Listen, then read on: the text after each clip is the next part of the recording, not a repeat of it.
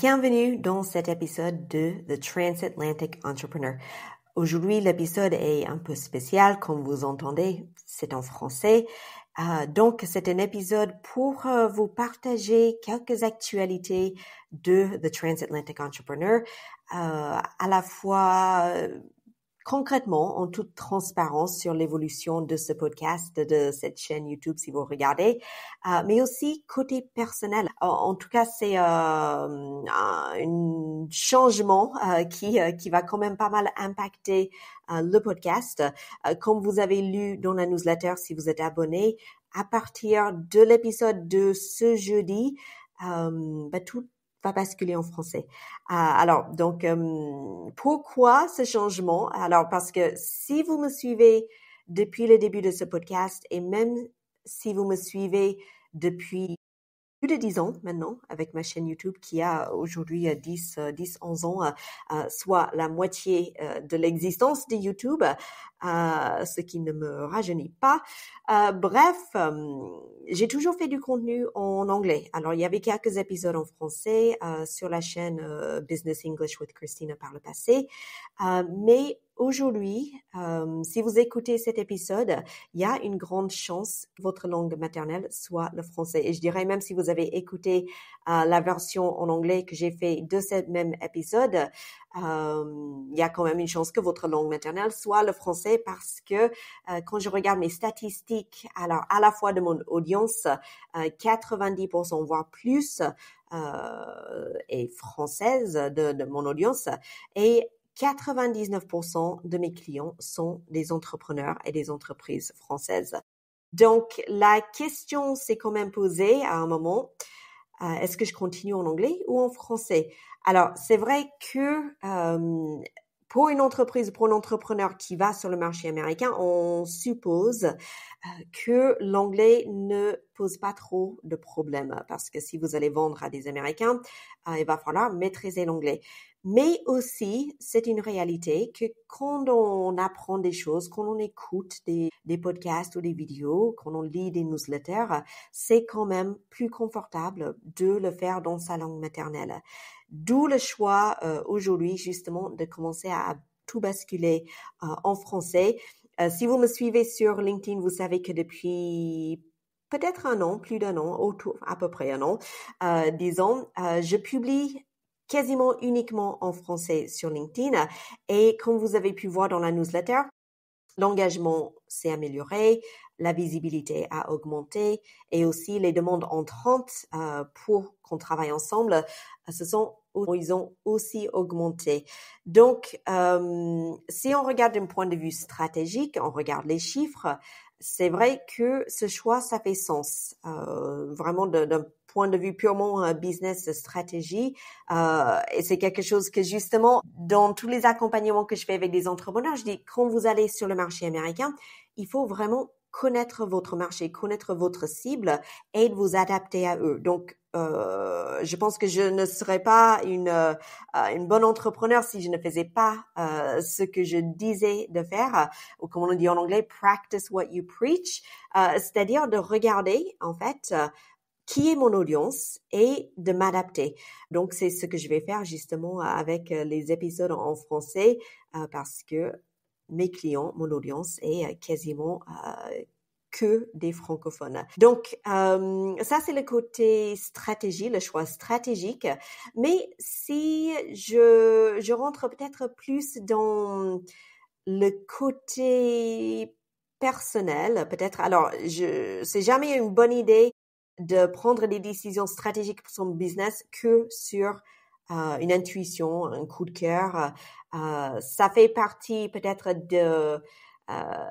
d'une catalyste qui peut justement nous mettre sur un chemin pour aller explorer, récolter des données et ensuite prendre une décision. Nous, on a les données et c'est vrai que c'est aligné avec la mission que je me suis donnée. C'est-à-dire que si vous ne savez pas, ça fait 20 ans que j'habite en France, 12 ans que j'étais mariée à un Français. Je suis aujourd'hui en train de faire les démarches pour acquérir la nationalité française. Tout ça pour dire que Moi, j'aime bien la France. Je sais qu'il y en a beaucoup qui font du French bashing. Non, la France n'est pas parfaite, mais elle a vraiment des atouts.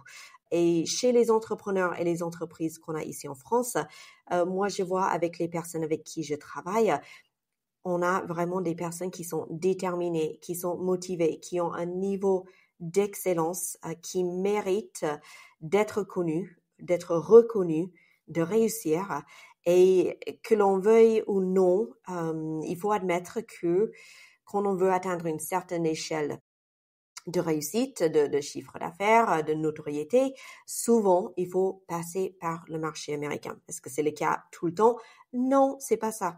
Mais je sais que beaucoup d'entrepreneurs, ils visent le marché américain justement parce c'est une autre échelle. On peut faire des choses en plus grand. Les clients, ils prennent des décisions plus rapidement. On peut apporter justement des innovations peut-être pour lesquelles le marché en France ou en Europe n'est pas encore prêt.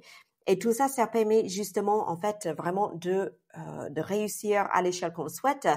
Et pourquoi pas revenir en France, ramener toute cette réussite et de montrer aux autres entrepreneurs français ce qui est possible. Donc, une des missions que je me donne avec The Transatlantic Entrepreneur, c'est justement, en fait, d'amener ces entrepreneurs français à réussir sur le marché américain, de faire rayonner l'entrepreneuriat français sur ce marché, dans le monde même, parce que c'est vrai que le marché américain, souvent, c'est un peu la vitrine aussi pour l'entrepreneuriat mondial. Et c'est quelque chose que j'ai envie de faire, en fait. Maintenant, comme j'ai dit, ça fait 20 ans que je suis en France. Je travaille avec des entrepreneurs français tous les jours et je vois que ils ont des choses à apporter au marché américain, aux clients américains, au monde, en fait. Donc, je me suis dit que ça fait sens, en fait, là où je suis aujourd'hui avec mon business, avec mes réflexions personnelles, avec aussi, je dirais, la mission que je me donne avec mon entreprise, de vraiment faire rayonner l'entrepreneuriat français sur le marché américain, de vous donner les clés de la réussite sur ce marché. Et aussi, je pense que parce que comme j'ai dit, ça fait 20 ans que je suis ici. La culture française, je la connais en fait. Alors, je vais pas dire je maîtrise complètement. Je pense qu'il y a peu de choses dans sa vie qu'on peut maîtriser complètement. Il y a toujours des choses que j'apprends. Mais la valeur que je peux apporter à un entrepreneur français, parce que je suis capable de dire, écoute, en France, on fait comme ça. Les pratiques, c'est ça. Les coutumes, c'est comme ça. En business, on fait comme ça. Si on compare à comment on fait aux États-Unis, on fait ça, ça, ça et ça. Donc, en fait, j'arrive vraiment à apporter cette vision de voilà comment on fait en France et voici comment on fait aux États-Unis.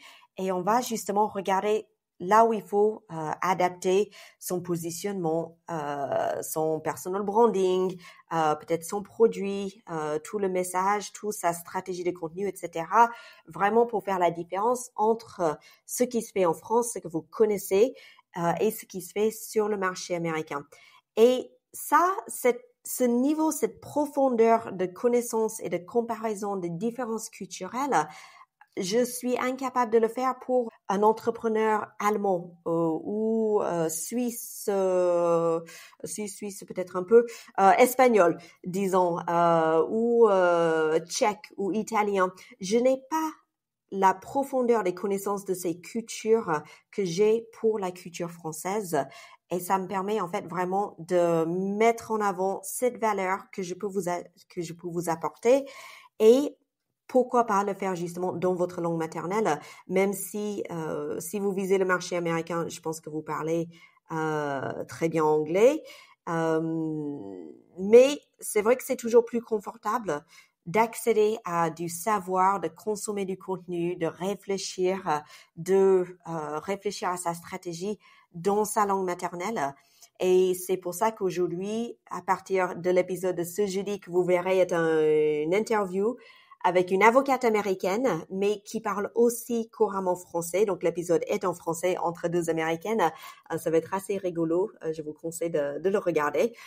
Donc, voilà. Donc, ça, c'est les raisons pour lesquelles, à partir de la prochaine épisode, ce jeudi, tout sera en français, la newsletter, le podcast, la vidéo. Et on verra. Comme dans l'entrepreneuriat, rien n'est certain et rien n'est permanent.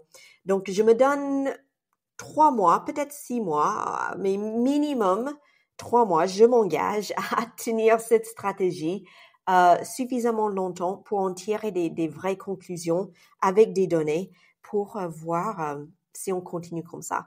Aujourd'hui, pour moi, ça fait sens de tout basculer en français. Comme j'ai dit, mon contenu en LinkedIn est en français pour apporter une certaine cohérence dans tout l'écosystème de mon contenu. Ça fait sens aujourd'hui, du coup, de faire tout en français. Donc, j'espère que vous me suivrez dans cette aventure.